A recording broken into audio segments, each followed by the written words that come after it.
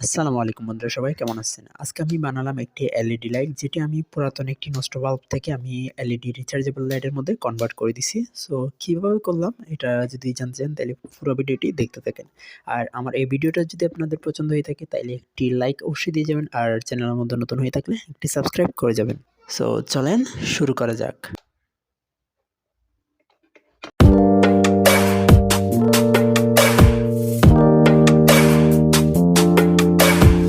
আমি প্রথমত আমার পড়ে থাকা একটি নষ্ট মোবাইলের ব্যাটারি নিব। ব্যাটারিটা নেওয়ার পর আমি এখানে চেক করে দেখব পজিটিভ নেগেটিভ এবং ব্যাটারিটি ঠিক আছে কিনা। এটা চেক করা হয়ে গেলে আমি এখানে দুইটা তার কানেক্ট করে দেবো, একটা পজিটিভ তার একটা নেগেটিভ তার। ব্যাটারির সাথে তারগুলো সোল্ডারিং করার পরে আমি একটি নিব ইউএসবি মাইক্রো চার্জিং পোর্ট। এরপরে আমার থেকে একটি প্রয়োজন পড়বে একটি 1K রেজিস্টর, আর একটি হবে ডায়োড N4007। পরে একটি লাগবে এলইডি লাইট, যেটির মাধ্যমে আমরা দেখে নিতে পারবো আমাদের চার্জ লাইটে চার্জ হচ্ছে কিনা। আমি আমাদের চার্জারটার পজিটিভ নেগেটিভ পিনগুলা চেনার জন্য আমি আমার হাতে বানানো ভোল্টেজ মিটারের মধ্যে চেক করতেছি। এটা কীভাবে বানালাম ওইটা আপনারা আমার ইউটিউব চ্যানেলের মধ্যে পেয়ে যাবেন। এরপর আমি চেক করার পরে আমি এখানে আমার কানেকশনগুলো করে নিচ্ছি। ভিডিওর মধ্যে যেভাবে দেখতে পাচ্ছেন আপনারা, এইভাবে আপনারা ঠিক কানেকশন করে নেবেন। একদিকে ইনপুট আর অন্যদিকে যে তারটা খোলা আছে এটা হচ্ছে আউটপুট। আউটপুটের পজিটিভ নেগেটিভগুলো আমি এখন ব্যাটারির পজিটিভ নেগেটিভের সাথে সোল্ডারিং করে নিব।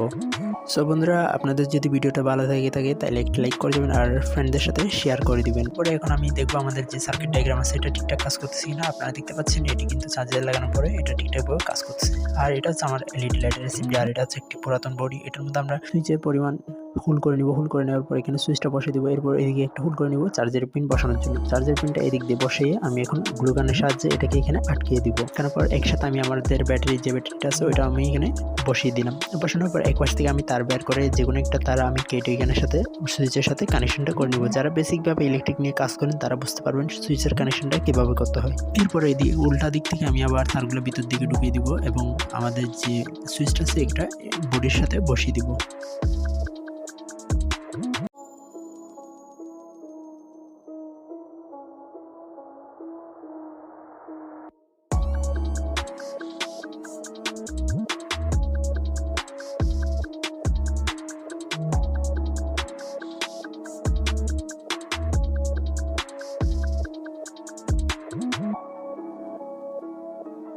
পর তার একটু ইনসুলেট করার পরে এখানে আমি শোল্ডার পেস্ট লাগিয়ে নিব। লাগানোর পর যাতে আমাদের শোল্ডারটা ভালো হয়, শোল্ডারটা পেস্টটা লাগানোর পরে আমি এখন আমাদের যে লাইটের এসএমডি আছে ওইটার সাথে এখন আমি কানেকশন করব। আগে কিছুটা লিড আমি তারের মধ্যে লাগিয়ে নিচ্ছি যাতে শোল্ডার লিডটা ভালো করে লাগাতে পারি।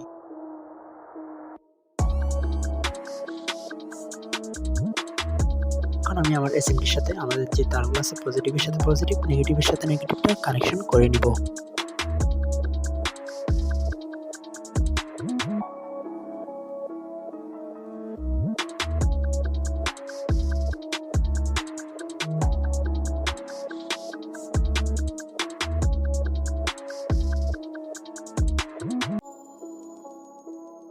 কানেকশন করা হয়ে গেলে এখন আমি সুইচটা অন করে দেখবো আমাদের লাইটটা জ্বলতেছে কিনা। আপনারা দেখতে পাচ্ছেন খুব চমৎকারভাবে কিন্তু অনেকটা আলো দিয়ে আমাদের লাইটটা জ্বলতেছে। এরপর এখন আমি চার্জিং পিন লাগিয়ে দেখবো আমাদের চার্জার পিন ঠিকঠাক কাজ করতেছে কিনা।